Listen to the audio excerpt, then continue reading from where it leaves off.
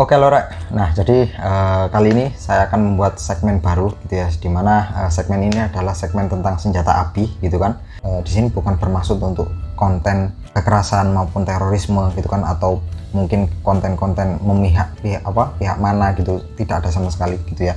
Karena konten-konten di segmen ini tuh saya maksudkan hanya untuk sebagai edukasi, seakan-akan seperti halnya seorang insinyur gitu ya, yang melihat sebuah mekanisme mesin kayak gitu. Karena ya senjata api itu kan juga sebuah mesin ya, bisa dibilang kayak gitu, sebuah mekanisme lah kayak gitu. Jadi dari situlah saya kenapa kok menyukai dunia persenjataan ini gitu kan.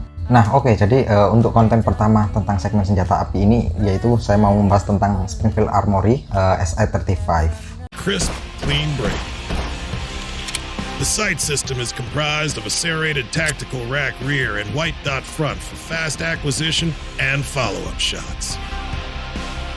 The SA-35. Jadi mungkin bagi kalian ada yang sudah melihat senjata ini gitu ya, atau mungkin cukup familiar gitu ya, kelihatannya ini pistol jadul gitu ya, padahal ini itu pistolnya dibuatnya baru tahun 2021 kemarin, Oktober kalau tidak salah gitu ya. Jadi sebenarnya gini, pistol ini itu menganut pada FN Browning High Power kayak gitu kan. Jadi pada tahun 1914 gitu ya, sampai kurang lebih 1926 lah kayak gitu, itu John Moses Browning, itu beliau seorang legenda pencipta senjata api ya. Senjata yang paling terkenal itu 1911 gitu ya, itu digunakan, pistol yang digunakan pada Perang Dunia Kedua gitu kan. Beliau itu mulai membuat pistol baru gitu ya, pistol barunya yaitu Browning High Power kayak gitu.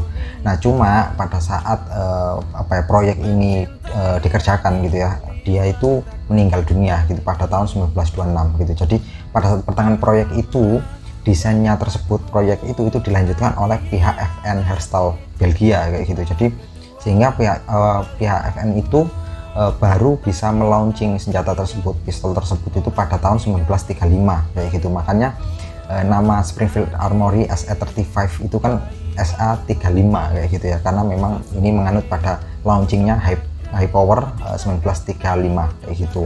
Kenapa kok namanya itu Browning High Power kayak gitu ya? Karena pertama Browning dari penciptanya ya, Browning itu John Moses Browning itu gitu ya. Dan kenapa kok high power? Itu karena di magazinnya gitu ya, itu mampu menampung sampai 13 peluru, 13 round gitu kan. Pada saat itu 1935 ya, itu pistol dengan peluru 18 peluru itu cukup banyak gitu ya. Karena waktu itu pada tahun segitu itu banyak pistol yang masih pelurunya itu di bawah 10 kapasitas kayak gitu. Jadi 1911 aja itu cuma 7 ya, plus 1 di chamber jadi cuma 8 kayak gitu. Nah sedangkan ini itu bisa sampai 13 peluru plus 1 di chamber jadi 14 lah kayak gitu. Pada Browning High Power ini itu kalibernya diperkecil gitu, jadi menggunakan kaliber 9 mm kayak gitu. Nah sedangkan 1911 itu 45 SCP gitu kan. Jadi ya pastinya perbedaannya cukup signifikan kayak gitu. Nah tapi pada kaliber 9 mm ini itu cukup sempurna lah digunakan untuk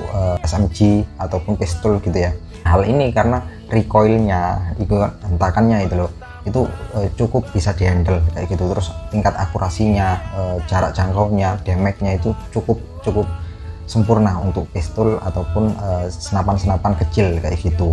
Terbukti lah gitu ya, di mayoritas di dunia ini, negara-negara di dunia ini itu menggunakan kaliber 9 mm di pistol maupun di submachine gun mereka kayak gitu ya. Apalagi negara-negara NATO itu udah pasti 9 mm kayak gitu. Cuma Rusia itu yang biasanya punya kalibernya sendiri gitu kan. Nah jika pada Browning High Power yang original nih itu menyimpan 13 peluru di magazinnya gitu ya, sedangkan di Springfield Armory SA-35 ini bisa menyimpan sampai 15 peluru sekaligus kayak gitu. Jadi ya pihak Springfield Armory ini lakukan perombakan juga di bagian magazinnya gitu ya. Jadi sehingga dengan magazin yang sama gitu ya, itu bisa mencapai 15 round gitu kan. Lumayan lah ketambahan 2 peluru gitu kan. Nah pada 2018 gitu ya, pihak FN Herstal Belgia itu sebenarnya dia sudah melakukan discontinue pada produk ini gitu ya. Jadi sudah tidak memproduksi produk Browning High Power ini pada tahun 2018 kayak gitu kan.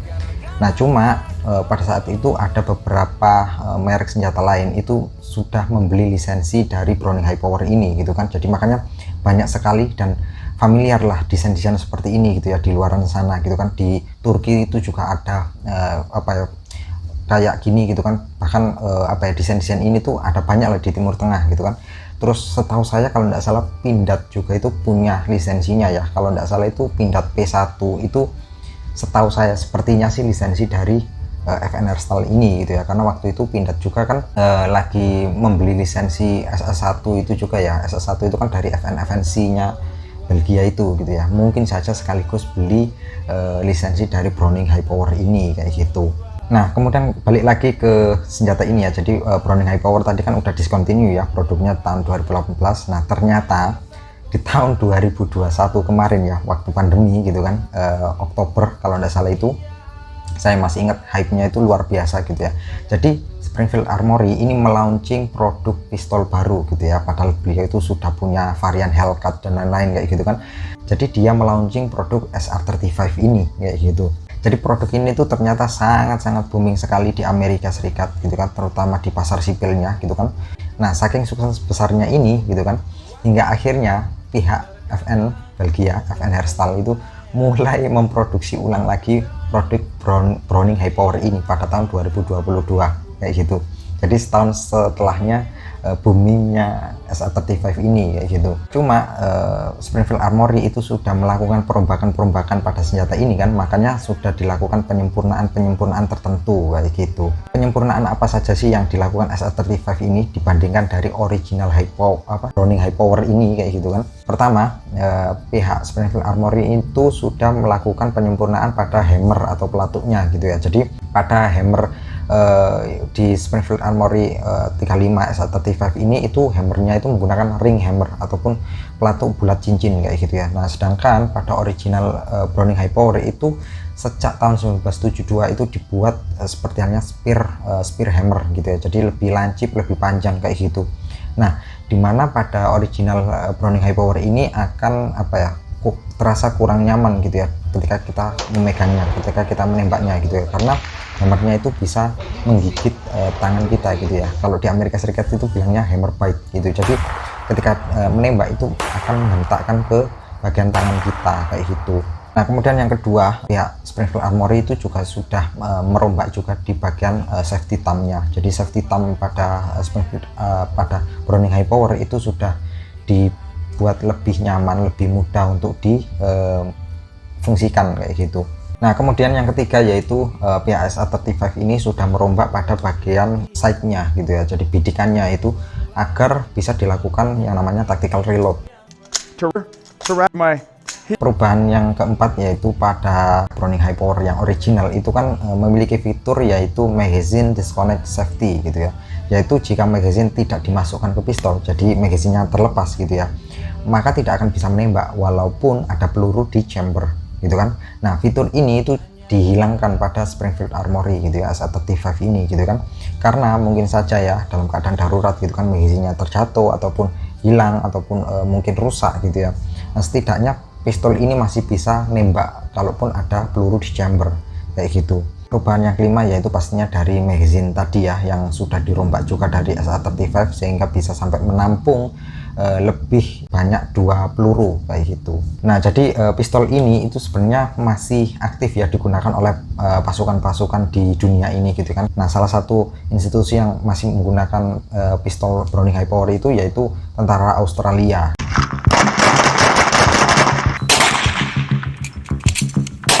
Nah oke, jadi mari kita lihat sebentar ya tentang desainnya ini gitu kan. Jadi ya memang terlihat kuno ya gitu ya, terus ikonik memang gitu ya, karena dulu ini senjata itu termasuk dalam Wonder 9 kayak gitu. Nah mungkin kapan-kapan akan saya bahas ya tentang apa itu Wonder 9 kayak gitu. Terus senjata ini itu sebenarnya senjata full size gitu ya, jadi senjata yang apa ya, full gitu ya, full size-nya itu full gitu, enggak compact version ataupun subcompact gitu, jadi full size gitu kan. Cuma ini lebih ramping dan lebih kecil dibandingkan G19 gitu ya, Glock 19 kayak gitu. Nah terus bahannya ini pun juga full metal gitu kan, bukan polymer handgun atau pistol plastik kayak gitu. Cuma memang ada beberapa kelemahan gitu ya. Pastinya pertama ini memang desainnya itu tradisional gitu ya, jadi kurang taktikal gitu kan. Di moncong depannya aja nggak bisa dipasangi center kayak gitu, terus di atasnya itu nggak bisa dipasangi optik. Selain itu pistol ini juga menggunakan mekanisme single action only gitu ya. Ya mungkin kapan-kapan akan saya bahas ya tentang mekanisme single action, double action, triple action kayak gitu ya. Jadi ya mungkin itu pembahasan singkat ya dari senjata SA35 ini gitu ya. Dan ya memang pistol ini bagi saya sangat-sangat luar biasa ya, ganteng banget gitu ya.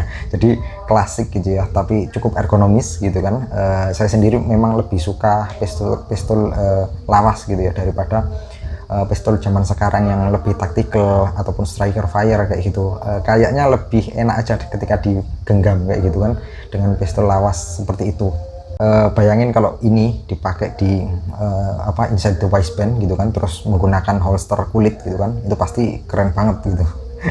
Cuma ya memang di Amerika ini harganya cukup mahal ya, terbilang mahal gitu, karena ini harganya kalau nggak salah itu sekitar $699 gitu ya, $600 lah kayak gitu di atasnya. Nah sedangkan Glock generasi kelima itu Glock 19 ya, Glock 19 generasi kelima itu kurang lebih sekitar $550 lah kayak gitu. Jadi ya sekian video kali ini, terima kasih, sampai jumpa.